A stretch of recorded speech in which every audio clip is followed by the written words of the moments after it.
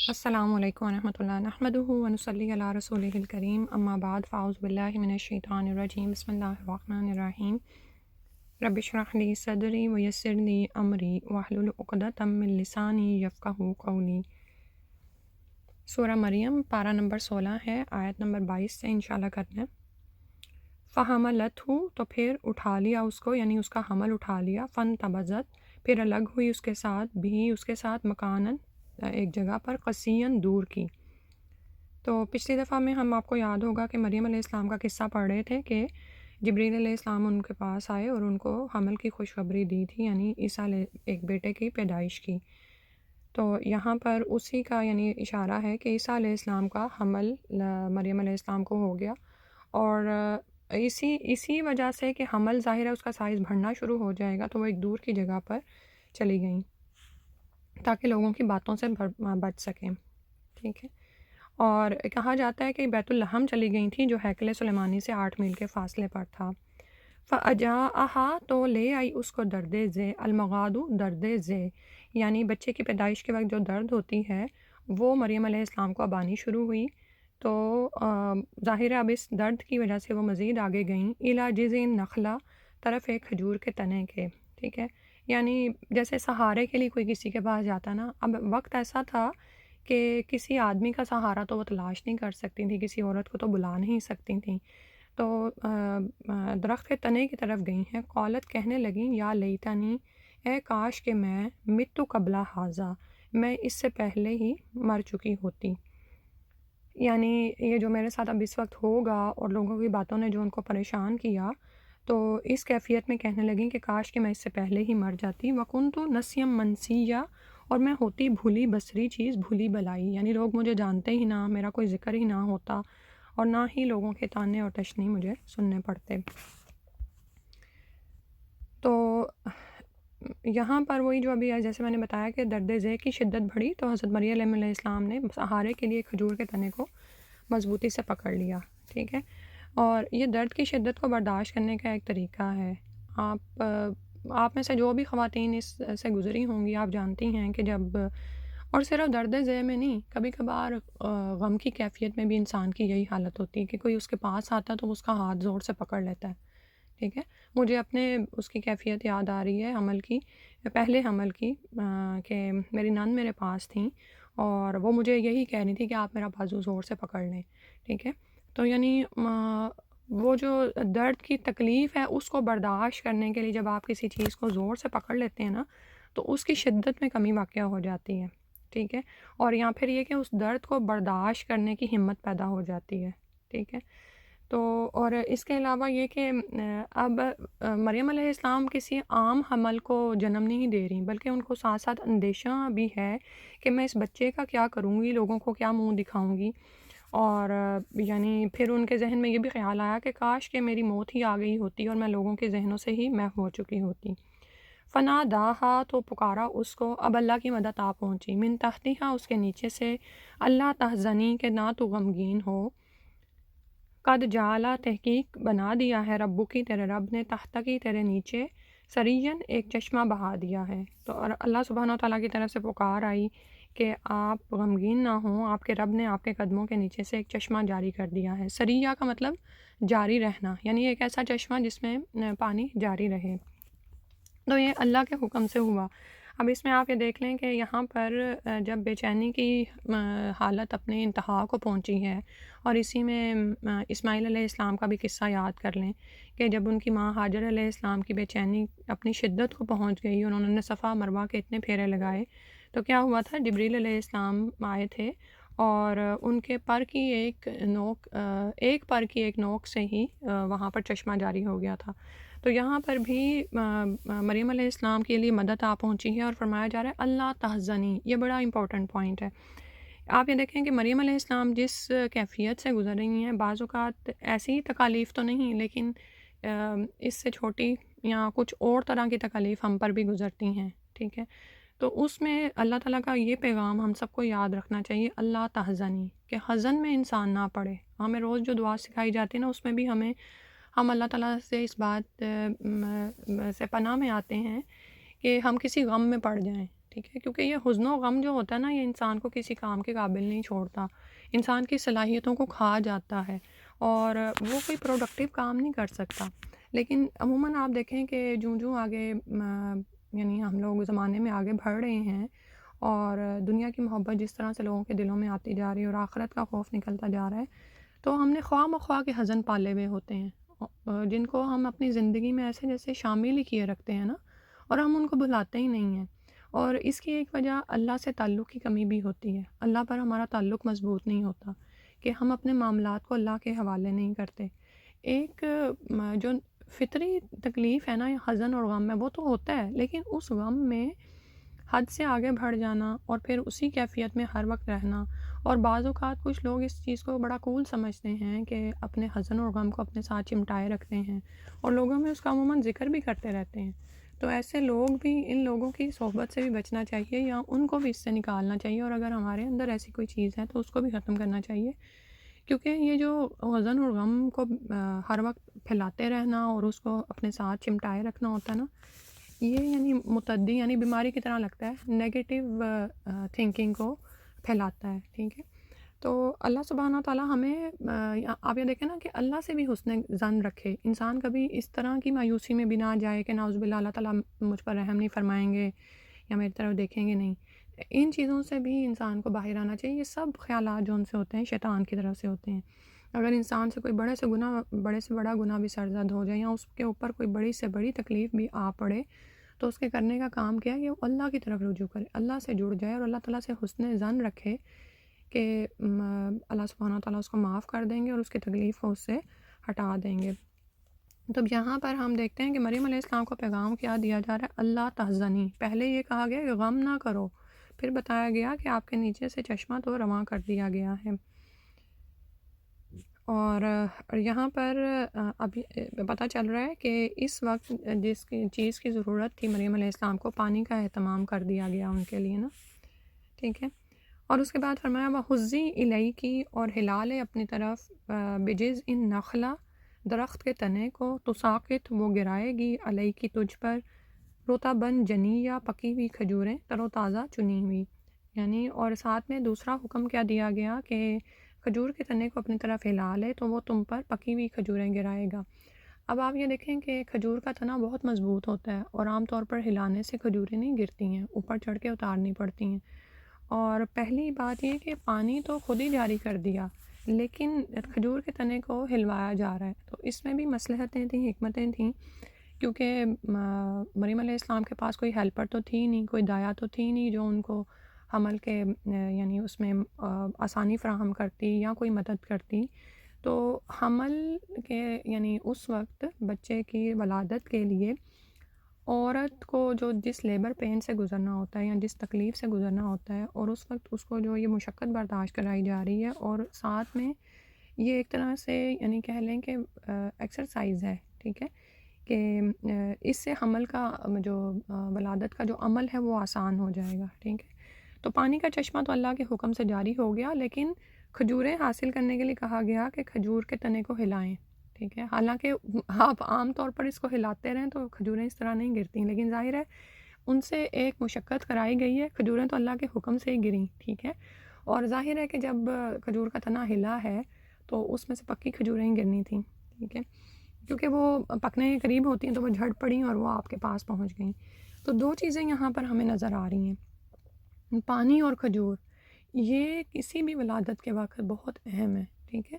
اور یہ بھی کہا جاتا ہے کہ آخری دنوں میں تو عورت کو روزانہ 3 یا طاق تعداد میں کھجوریں ضرور کھانی چاہیے، ٹھیک ہے۔ اور پانی سے نہانے کے بارے میں اسی دن میں اگلے دن ہی سن رہی تھی، الا یہ کہ آپ کو یعنی آپ کسی ایسے ملک میں ہوں جہاں پر بہت زیادہ سردی گرمی کا اندیشہ ہو، یا پھر آپ ٹمپریچر کو کنٹرول نہ کر سکیں، تو ادروائز اگر آپ ولادت کے بعد نہا لیتے ہیں تو یہ چیز آپ کے لیے جسمانی طور پر بہت ہی مددگار ہوتی ہے۔ آپ دیکھتے ہیں کہ ہمارے ہاں جو دیسی اپروچ ہے اس میں بالکل اس سے الٹ کروایا جاتا ہے، لیکن اس میں بھی کیا ہوتا ہے کہ یعنی عورت جو ہے نا ایک طرح سے پسماردگی میں چلی جاتی ہے، اور پانی سے جو دوری ہے نا وہ یعنی آپ یہ دیکھیں کہ شیطان کو بھی قریب آنے میں اور وہ مدد دیتی ہے نا۔ تو پانی کا استعمال اور ساتھ میں کھجور کا استعمال کرایا جا رہا ہے، اور کھجور تو پروون ہے کہ اس میں وہ چیزیں پائی جاتی ہیں جو کہ عورتوں کے لیے حمل کے وقت بھی، حیض کے دنوں میں بھی، یعنی بہت ہی ہیلپ فل ہوتی ہیں. اور اگر آپ ڈیلی کھجور کھاتے ہیں تو آپ کا جو منتھلی سائیکل ہے اس میں درد میں کمی واقع ہوتی ہے. اور بھی سون، یعنی جب آپ کا آئرن لیول گڈ ہوتا ہے تو حیض آپ کا بے ترتیب نہیں ہوتا. اور یہ جو کھجوریں ہیں یہ آئرن حاصل کرنے کا ایک نہایت فطری طریقہ ہے، ٹھیک ہے. اور پھر ہم یہ دیکھتے ہیں کہ یہاں پر سب کچھ ہی فطرت کے مطابق ان کو کرایا جا رہا ہے نا، کہ کوئی وائٹامنس نہیں دیے جا رہے، کوئی کیلشیم، کوئی آرٹیفیشل پینس کے لیے انجیکشن نہیں لگ رہے، ٹھیک ہے. تو اللہ تعالیٰ کو پتہ تھا کہ اس عورت نے اکیلے بچے کو جنم دینا ہے، تو وہاں پر پانی کا چشمہ جاری کیا گیا ہے. اور جو لوگوں کی کمی ہے یا ڈاکٹرز کی جو کمی ہے وہ پوری کی گئی ہے کہ وَحُزِّی إِلَيْكِ بِجِذْعِ النَّخْلَةِ، اس کھجور کے تنے کو ہلائیں تو اس سے جو آپ کو ایک آپ ایکسرسائز کریں گی اس سے ولادت میں آسانی ہو جائے گی. اور فرمایا جا رہا ہے، حکم دیا جا رہا ہے، فَكُلِي وَاشْرَبِي، پس کھاؤ اور پیو، وَقَرِّی اور ٹھنڈی کرو، عَیْنَا اپنی آنکھوں کو، فَإِمَّا تَرَيِنَّ پھر اگر تم دیکھو، من البشری کسی انسان کو، احدن کسی ایک کو، فقولی تو کہہ دے، انی بے شک میں نے نظر مانی ہے، للرحمن رحمان کے لیے، صومن روزے کی، فلن تو ہرگز نہیں، اکلمہ میں کلام کروں گی، الیوم آج کے دن، انسین کسی انسان سے. تو اللہ سبحانہ تعالیٰ نے حکم دیا کہ یہ کھجوریں کھائیں اور پانی پئیں اور اپنی آنکھوں کو ٹھنڈا کریں اپنے بچے سے، جو یعنی عیسیٰ علیہ السلام کی ولادت کے بعد. تو پھر اگر آپ کسی انسان کو دیکھیں تو انہیں کہہ دیجئے کہ میں نے روزے کی نظر مانی ہے، تو میں کسی سے کلام نہیں کروں گی. تو مریم علیہ السلام نے تمام معجزات اپنی آنکھوں سے دیکھے، بچہ بھی بول پڑا، چشمہ بھی جاری ہوا، اور کھجور کے سوکھے تنے کو ہلانے سے تازہ پکی ہوئی کھجوریں بھی ان کے سامنے آ گریں. تو ان سب چیزوں کو دیکھنے کے بعد ان میں حالات کا مقابلہ پیدا کرنے کی ضرورت پیدا ہوئی، لیکن ساتھ ہی اللہ سبحانہ و تعالیٰ نے یہ حکم دے دیا کہ آپ لوگوں کی باتوں کا جواب نہ دیں، بلکہ آپ اشارے سے کہہ دیں کہ میرا روزہ ہے، ٹھیک ہے. پہلی شریعتوں میں روزے کی اس طرح کا یعنی بات چیت سے بند کرنے کا روزہ ہوتا تھا. اور آپ یہ دیکھیں کہ یہ بھی ایک آسان روزہ نہیں ہے. آج ہم پڑھتے ہیں نا کہ یہ روزہ ان کی شریعتوں میں تھا، تو ہم سمجھتے ہیں کہ شاید یہ بہت آسان روزہ ہے. نہیں، آپ یہ دیکھیں کہ جب ہم لوگ روزے کی حالت میں ہوتے ہیں نا، ہم کھا پی نہیں رہے ہوتے، تو روزہ ہمیں بہت لگ رہا ہوتا ہے، تو بعض اوقات یعنی کہ قرآن بھی ہم سے اتنا پڑھا نہیں جا رہا ہوتا، تو ہم سوشلائزنگ میں لگ جاتے ہیں، بچوں کو بہلا رہے ہوتے ہیں، تو کیا ہوتا ہے روزہ آسانی سے گزرنا شروع ہو جاتا ہے، ٹھیک ہے. تو یہ بھی جو اللہ سبحانہ تعالیٰ کی نعمت ہے کہ ہم بات کر سکتے ہیں، کلام کر سکتے ہیں، لوگوں سے اپنی فیلنگس شیئر کر سکتے ہیں، ٹھیک ہے.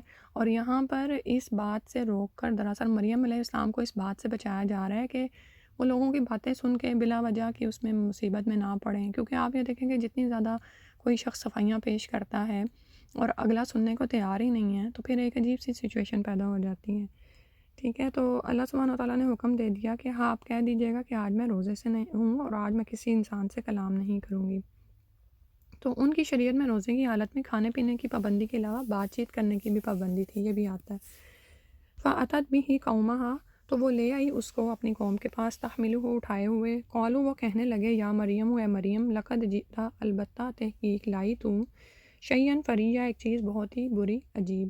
یعنی اب وہی ہوا جو ایکسپیکٹڈ تھا. لوگوں نے جب دیکھا کہ مریم علیہ السلام ایک بچے کو اٹھائے ہوئے آ رہی ہیں تو کہنے لگے یقیناً تم ایک طوفان گھڑ کر لے آئی ہو. تو اب انہوں نے ویسے ہی جیسے اللہ تعالیٰ نے حکم دیا تھا اسی کے مطابق انہوں نے کہا یعنی کہ میں یعنی اشارہ کرنا تھا انہوں نے کہ میں روزے سے ہوں. اچھا، لوگوں نے اور کیا کہا، یا اختہ ہارون، اے ہارون کی بہن، ماں کانا نہیں تھا ابو کی تیرا باپ، امرا سوئن برا انسان، وماں کانت اور نہ تھی امو کی بغیہ اور نہ ہی تیری والدہ بدکار تھی.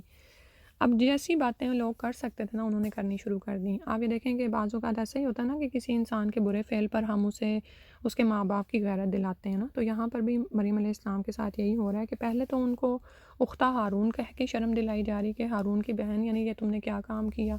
اسی طرح ہوتا ہے نا کہ معاشرے میں کوئی باعزت جو بھی شخص ہوتا ہے اس کے ساتھ منسوب کر کے تو انسان غیرت دلانے کی کوشش کرتا ہے. اور پھر بعض اوقات ہم کہتے ہیں نا کہ دیکھو تمہارا باپ تو بڑا شریف آدمی تھا اور تمہاری ماں ایسی نیکوکار تھی، تو تم یہ کیا کر کے آ گئی ہو. تو اس طرح کی باتیں وہ لوگ کرنے لگے.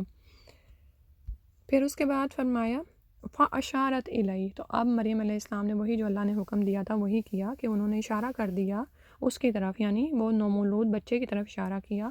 قالو، وہ کہنے لگے، کیفا نکلمو، کیسے ہم کلام کریں، من جو کانا ہو فی المہدی، پنگھوڑے میں، صبیًا، ایک بچہ سا، یعنی ہمیں کیسے بچے سے کیسے کلام کر سکتے ہیں جو کہ ابھی چھوٹا سا بچہ ہے اور پنگھوڑے میں ہے۔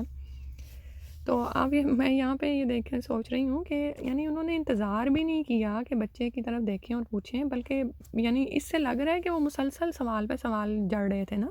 پہلے جو ہیں وہ مریم علیہ السلام کو بات کرتے رہے اور ان کی طرف سے ایک اشارہ دیکھا ہے تو پھر بھی مسلسل بول رہے ہیں۔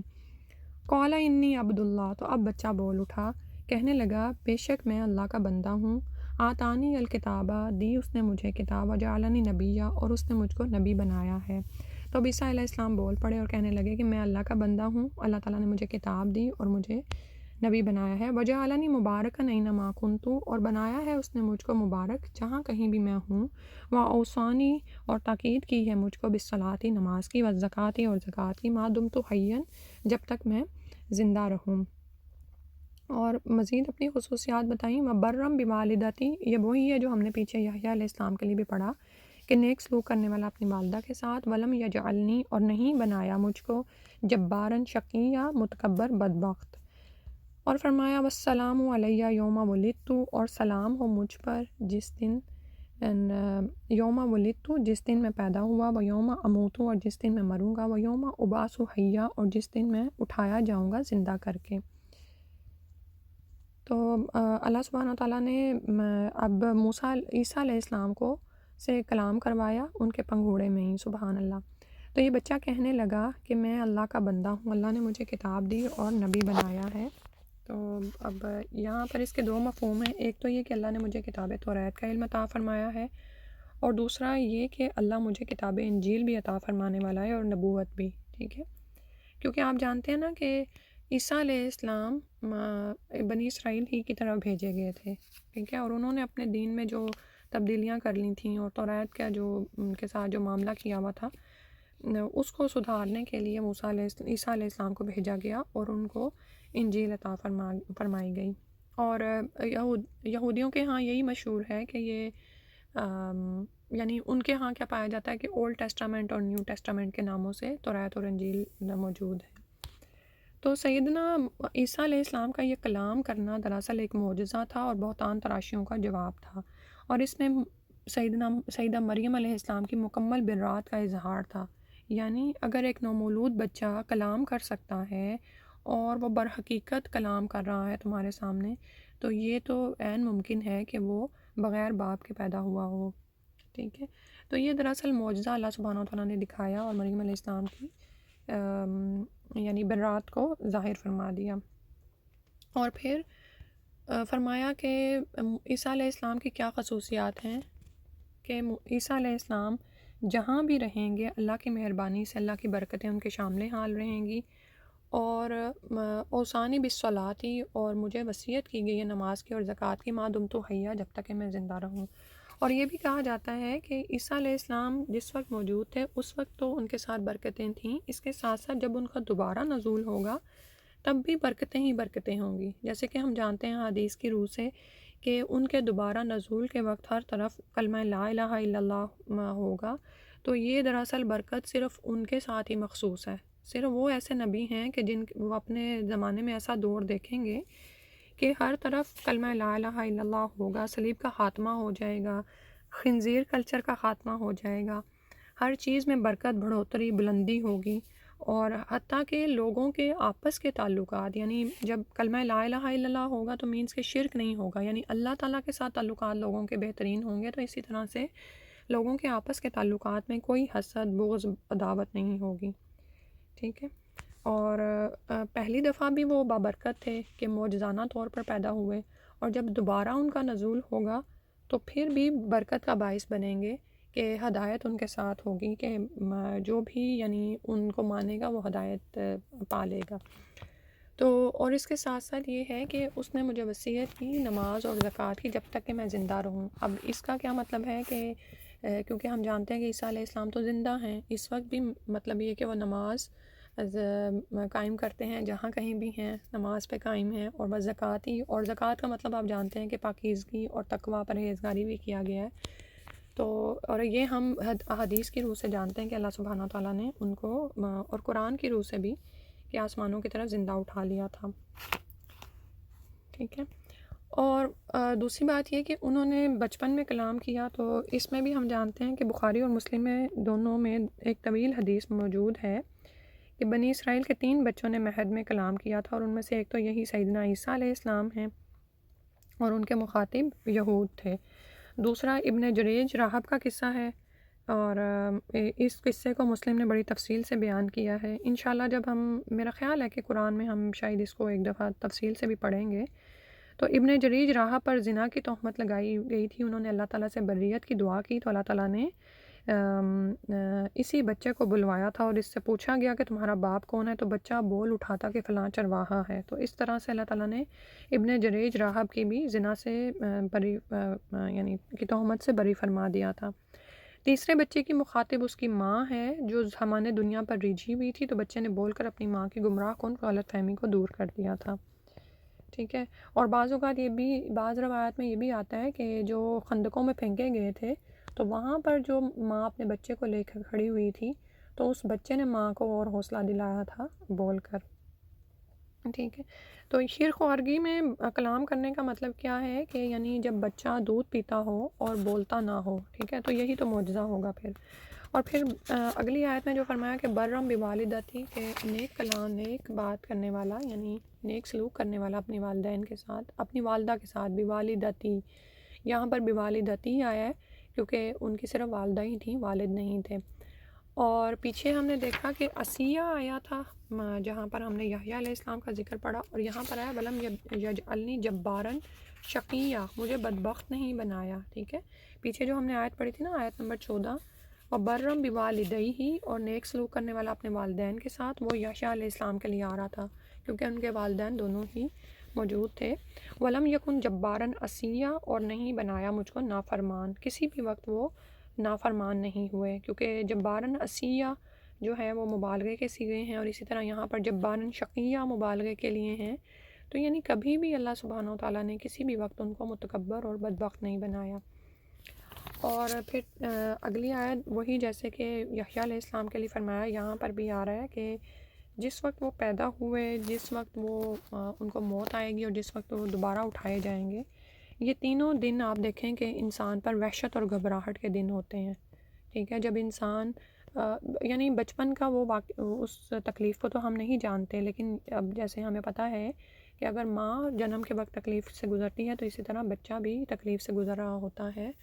اور وہ جو وحشت اور گھبراہٹ ہوتی ہے کہ ایک تنگ جگہ سے ایک بہت بڑی دنیا میں انسان آ رہا ہوتا ہے، تو اس سے عیسیٰ علیہ السلام کو محفوظ رکھا گیا. اسی طرح جس دن انسان فوت ہوتا ہے اور اس دنیا سے قبر کی تنگ کوٹھری میں جاتا ہے، تو اس کی گھبراہٹ سے بھی عیسیٰ علیہ السلام کو محفوظ رکھا جائے گا. اور اسی طرح جس وقت ہم قبروں سے اٹھیں گے تو بالکل ایک نیا جہان آباد ہوگا، اور یعنی ایک جب وحشت اور گھبراہٹ ہوگی تو اس سے بھی عیسیٰ علیہ السلام کو محفوظ رکھا جائے گا. تو یہ دراصل وہ قصہ ہے. اللہ نے فرمایا ذالک عیسیٰ ابن مریم، یہ ہیں عیسیٰ ابن مریم، قول الحق، یہ سچی بات ہے، الذی، وہ جو فیہ، اس میں یمترون، وہ شک کرتے ہیں. یعنی یہ عیسیٰ ابن مریم علیہ السلام ہے، اور یہ ہے حق بات جس کے بارے میں یہ لوگ شک میں پڑے ہوئے ہیں. اور شک میں پڑنے کا مطلب کیا ہے کہ دونوں ہی طرف آپ دیکھیں کہ یہودیوں اور عیسائیوں نے دونوں نے افراط و تفریط کی، غلو فی الدین کیا، اور پھر اپنے اپنے عقیدے پر جم گئے جو کہ حقیقت بھی نہ تھی. تو جو حقیقت ہے وہ اللہ سبحانہ وتعالیٰ نے یہاں پر بیان کر دی کہ دراصل مریم علیہ السلام پر کوئی زنا کی تہمت نہیں ہے، ان کی برات ظاہر کی گئی ہے، اور فرمایا گیا ہے کہ یہ تو اللہ کے کلمہ کن سے پیدا ہوئی ہیں. ٹھیک ہے. آپ یہ دیکھیں کہ آج اس حقیقت کو ماننے کے لیے ہمارے پاس سائنٹیفک شواہد بھی موجود ہے نا. آپ بات کرتے ہیں اور دروازے کھل جاتے ہیں. ٹھیک ہے. آپ جیسے پرانے زمانے میں تو ہم سنتے ہوتے تھے نا حاتم طائی کے قصے اور ایسی باتیں کہ کھل جا سم سم کہا تو دروازہ کھل گیا خزانے کا، یا اس طرح سے. لیکن اب آج تو سائنس نے اس کو پروف کر دی ہے. آپ انگلی کے ٹچ سے، یعنی آپ کے جو سینسر فیل کرتی ہیں اور چیزیں کھل جاتی ہیں، اور کہیں پر آپ کوئی کلام کرتے ہیں، کوئی بات کرتے ہیں، تو چیزیں ظاہر ہونا شروع ہو جاتی ہیں. آپ بولتے ہیں تو آپ کا ٹیب آن ہو جاتا ہے. آپ بولتے ہیں تو وہ آپ کے لیے جو آپ چاہتے ہیں وہ کھول دیتا ہے. تو یہ کیا ہے؟ یہ دراصل آپ کا کلمہ کن ہے نا. آپ اگر اتنی ترقی کر گئے ہیں اور اسی طرح آپ بولتے ہیں تو چیزیں ٹائپ ہونا شروع ہو جاتی ہیں. میرے ساتھ یہ بڑا یعنی عجیب چیز تھی جب میں نے اس کو پہلی دفعہ ایک ڈاکٹر کے کلینک میں دیکھا کہ ڈاکٹر لیڈی ڈاکٹر تھی, باہر اس کا اسسٹنٹ میل تھا اور وہ ساری ہسٹری لے رہا تھا, اور اس نے وہ جو کچھ میں بول رہی تھی اس کو مزید پریسائز انداز میں وہ اپنے مائک میں بولتا تھا اور سامنے اسکرین پر حرف ٹائپ ہونا شروع ہو جاتے تھے. تو اس وقت آپ امیجن کر سکتے ہیں کہ مجھے کس کا خیال آیا. مجھے اپنے والد صاحب کا خیال آیا جنہوں نے اپنا قرض اتارنے کے لیے راتوں کو بیٹھ کر ٹائپ کیا تھا. ٹھیک ہے, اور ظاہر ہے ٹائپنگ کرنے میں انگلیاں بھی دکھتی ہیں اور آپ کے کندھے بھی جو ان سے ہیں وہ بھی ایک بار محسوس کرتے ہیں. تو میں سوچ رہی تھی کہ یعنی آج اگر ابو آگے دیکھتے ہیں تو دنیا کہاں کہاں پہنچ رہی ہے نا. تو یعنی انسان کا کام کیا ہے کہ وہ اللہ تعالیٰ کی بات پر ایمان لے آئے, لیکن ہم وحی الہی کو ماننے کے لیے اپنی عقل کو استعمال کرتے ہیں. حالانکہ ہماری عقل کی حدیں تو وحی الہی پر ختم ہو جاتی ہیں, یعنی اس سے پہلے ہی ختم ہو جاتی ہیں. آپ وحی الہی کو یعنی اور سب سے بڑھ کر تو آپ ایمان لا ہی نہیں سکتے جب تک آپ عقل کے تابع رہیں گے. ٹھیک ہے نا. تو دنیا میں اور کیا کیا کچھ ہونا ہے ہم نہیں جانتے, لیکن یہ سچ بات ہے جو اللہ نے بتا دی کہ اللہ سبحانہ و تعالیٰ نے عیسیٰ علیہ السلام کو کلمہ کن سے ہی پیدا فرمایا تھا. ٹھیک ہے, ان کے باپ نہیں تھے اور یہ اللہ تعالیٰ کی طرف سے معجزے کے طور پر ہوا تھا. جیسا کہ پچھلی دفعہ ہم نے 4 طرح کی ولادت کے بارے میں پڑھا تھا نا, تو یہ وہ ولادت تھی جو بغیر باپ کے ہوئی تھی اور ہم اس پر ایمان لاتے ہیں. لیکن یہودیوں نے نعوذ باللہ مریم علیہ السلام پر زنا کا الزام لگایا, اور عیسائیوں نے کیا کیا کہ وہ غلوب میں اس حد تک آگے بڑھ گئے کہ انہوں نے تثلیث کا وہ نکال لیا, اور نعوذ باللہ اس میں تثلیث میں ہی یعنی تین کا جو انہوں نے تین کی خدائی کو مانا تو اس میں ایک انہوں نے اللہ بنا دیا, نعوذ باللہ. تو اللہ تعالیٰ فرما رہے ہیں کہ یہ ہیں عیسیٰ ابن مریم, اور یہ ہے وہ سچ بات جو بتا دی گئی ہے اور اسی میں وہ شک میں پڑے ہوئے ہیں. ما کان للہ, اب ایک جنرل یعنی ایک سٹیٹمنٹ دے دی گئی کہ نہیں ہے اللہ کے لائق ان یتخذ من ولد, کہ وہ بنائے کوئی بچہ یا کوئی بیٹا. ولد یعنی کوئی بھی جو ہے بچہ یا بیٹا, سبحانہ ہو, وہ تو پاک ہے اس سے. اذا قضا امرن, جب وہ فیصلہ کر لیتا ہے کسی معاملے کا, فانما, تو بے شک, یقول, وہ کہتا ہے, لہو, اس کے لیے, کن, تو وہ ہو جاتی ہے, فیکون, تو وہ ہو جاتی ہے. یعنی اللہ سبحانہ و تعالیٰ جب کسی حکم کا کسی امر کا فیصلہ کر لیتے ہیں تو اللہ سبحانہ و تعالیٰ کو مختلف طرح کے اسباب پیدا کرنے یا لڑانے کی ضرورت نہیں ہوتی. یہ تو ہمارے لیے ایک دنیا بنائی گئی ہے جو اسباب کی دنیا ہے. تو لیکن اللہ سبحانہ و تعالیٰ کی قدرت اور عظمت کیا ہے کہ اللہ تعالیٰ جب وہ فیصلہ کر لیتے ہیں اور کن کہہ دیتے ہیں تو وہ امر واقعہ ہو جاتا ہے, وہ ہو جاتی ہے چیز. تو اسی طرح اللہ پر توکل اور ایمان ہمارا اسی طرح اللہ پر ہونا چاہیے. ابھی جیسے ہم نے پڑھا نا اللہ تحزنی, اور اس میں نے آپ کو ڈیٹیل میں بتایا, اور خاص طور پر آپ یہ دیکھیں کہ عورتیں بعض اوقات بہت زیادہ غم میں پڑتی ہیں, اور اتنے غم میں پڑتی ہیں کہ اپنی صلاحیتیں خراب کر بیٹھتی ہیں, اور بعض اوقات اتنی ٹینشنز اور ڈپریشنز میں چلی جاتی ہیں. تو ایک مومن کو تو ایسا نہیں ہونا چاہیے, اسے تو اللہ پر ایسا ایمان اور توکل ہونا چاہیے کہ میرا رب ہے نا, اس نے اگر مجھے کسی مشکل تنگی میں ڈالا تو وہ مجھے اس سے نکال بھی لے گا. اور اسی طرح سے یعنی انسان ہمیں کیا ہے کہ ہم اللہ پر ایسا مضبوط ہمارا توکل اور ایمان ہو کہ اللہ سبحانہ و تعالیٰ کی قدرت ہے, وہ سب کچھ کر سکتے ہیں. ٹھیک ہے, عموماً ہماری دعاؤں میں یقین نہیں ہوتا, یا ہم پریشانیوں کے آنے پر بہت زیادہ تکلیف کیوں محسوس کرتے ہیں, کیونکہ ہمارا یقین کم ہو رہا ہوتا ہے نا اللہ پر. ٹھیک ہے, ہمیں یقین نہیں آ رہا ہوتا, تو ہمیں اس یقین کو بڑھانے کی ضرورت ہے کہ اگر ساری دنیا اور سارے اسباب بھی مل جائیں آپ کو کوئی نقصان پہنچانے پر, لیکن اگر اللہ اس نقصان کو آپ تک نہیں آنے دینا چاہتا تو وہ نقصان آپ کو نہیں پہنچے گا. اسی طرح اگر دنیا کے سارے اسباب مل جائیں اور آپ کوئی فائدہ حاصل کرنا چاہیں تو وہ فائدہ آپ کو پہنچ نہیں سکتا جب تک کہ اللہ کا حکم نہیں ہوگا. اس کے بعد فرمایا وَإِنَّ اللَّهَ رَبِّي, اور بے شک اللہ میرا رب ہے, وَرَبُّكُمْ, اور تمہارا رب ہے, فَاعْبُدُوهُ, تو اس کی عبادت کرو.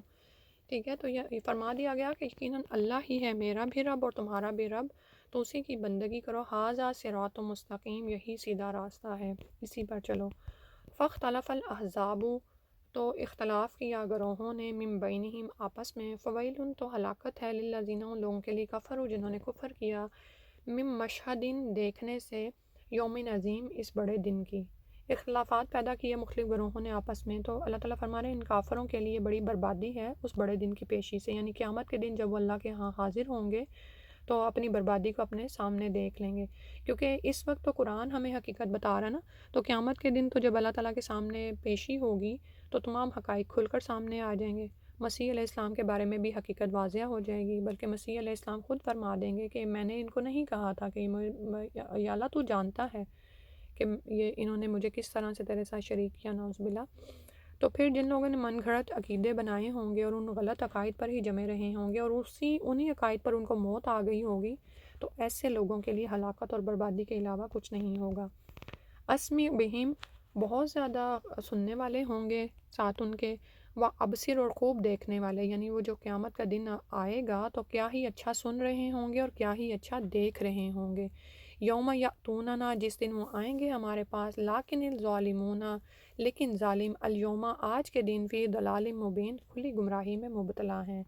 یعنی قیامت کے دن تو ان کی آنکھیں بھی پوری کھل جائیں گی، کوئی حقیقت یہ جھٹلا نہیں سکیں گے، اور ان کے کان بھی خوب سننے والے ہوں گے۔ دنیا میں آپ دیکھیں نا کہ انسان دیکھی کون دیکھی کر دیتا ہے، سنی کون سنی کر دیتا ہے، ٹھیک ہے، ہوتا ہے نا بعض اوقات کہ آپ کسی بندے کو سمجھا رہے ہیں اور آپ حیران ہوتے ہیں کہ سمجھ کے ہی نہیں دے رہا ہے، یہ اپنی ہی باتیں کیے جا رہا ہے۔ تو اللہ تعالیٰ کہہ رہے ہیں کہ جس دن یہ ہمارے پاس آئیں گے اس دن تو خوب سننے والے، خوب دیکھنے والے ہوں گے، کوئی جو بھی آپس میں یہ اختلافات کیے بیٹھے ہیں سب وہاں پر کھل جائیں گے، لیکن آج کے دن یہ ماننے کو تیار نہیں ہے، تو یہ ظالم لوگ ہیں دراصل جو کہ کھلی گمراہی میں مبتلا ہیں۔ وَأَنذِرْهُمْ، اور ڈرائیں ان کو، یوم الحسرت، ہی حسرت کے دن سے، اس قضی الامر، جس دن فیصلہ چکا دیا جائے گا، وَهُمْ فِي غَفْلَةٍ، اور وہ غفلت میں ہیں، وَهُمْ لَا يُؤْمِنُونَ، اور وہ ایمان نہیں لائیں گے۔ اور اللہ تعالیٰ کہہ رہے ہیں کہ ان کو خبردار کر دو حسرت کے دن سے، یعنی قیامت کا دن ہی حسرت کا دن ہے دراصل، جس دن فیصلہ چکا دیا جائے گا، یعنی نیک و بد کا فیصلہ ہو جائے گا، ہر طرح کے اختلافات چکا دیے جائیں گے۔ اور وہ حسرت کا دن صرف کافروں کے لیے، ظالموں کے لیے نہیں ہوگا، بلکہ مومنین کے لیے بھی ہوگا۔ وہ مومن جو کہ یعنی نچلے درجات میں ہوں گے تو وہ اوپر والے درجات کو دیکھ کر حسرت کر رہے ہوں گے کہ اگر ہم مزید اچھے عمل کرتے تو وہاں پر ہوتے، ٹھیک ہے۔ تو دنیا میں آج ہم سوچیں کہ کہاں کہاں پر ہم نیکی کا عمل کر سکتے تھے، لیکن بہانہ کوئی لگا ہمیں اور ہمیں کوئی چال سجھا دی شیطان نے اور ہم وہیں پر پیچھے ہٹ گئے۔ نیکی کے کتنے ہی کام ہیں نا جن سے ہم پیچھے ہٹ جاتے ہیں، نہیں کر پاتے، کبھی کبھار ہم ہمت نہیں کر پاتے، کبھی ہم لوگوں سے ڈر جاتے ہیں، یا کبھی ہماری اپنی ہی کمٹمنٹس اتنی مضبوط نہیں ہوتی، ٹھیک ہے۔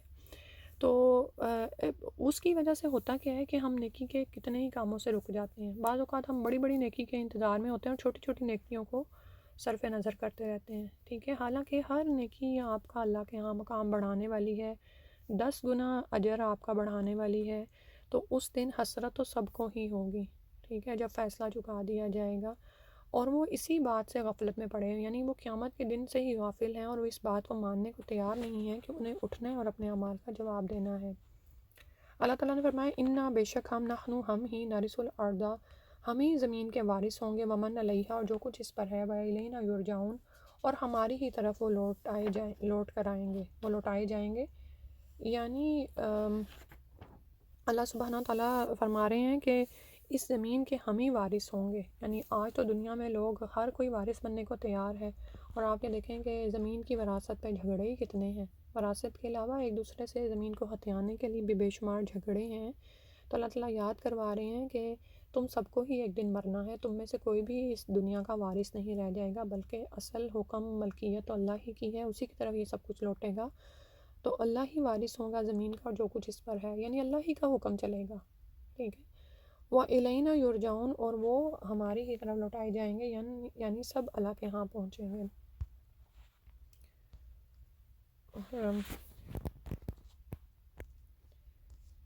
اعوذ باللہ من الشیطان الرجیم۔ جی آگے ابراہیم علیہ السلام کا قصہ شروع ہو رہا ہے، لیکن انشاءاللہ اس کو ہم نیکسٹ ٹائم کریں گے۔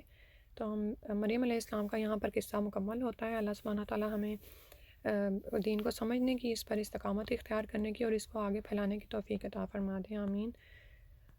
اللہم انا نسألک الجنۃ الفردوس ونعوذ بک من النار، اللہم انا نسألک الجنۃ الفردوس ونعوذ بک من النار، اللہم انا نسألک الجنۃ الفردوس ونعوذ بک من النار سبحانک اللہم وبحمدک اشہد ان لا الہ الا انت استغفرک واتوب الیک۔ السلام علیکم ورحمۃ اللہ۔